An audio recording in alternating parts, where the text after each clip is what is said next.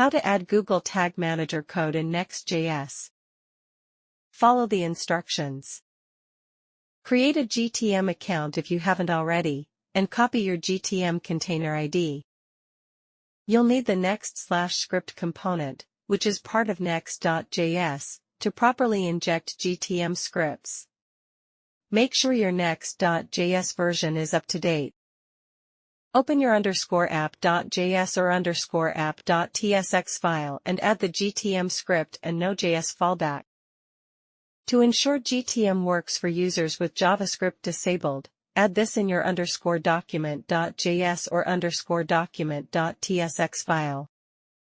Once deployed, verify the GTM integration using the Tag Assistant in Google Chrome or directly in your GTM workspace under the Preview mode. If you want to track additional events, you can push them to the data layer.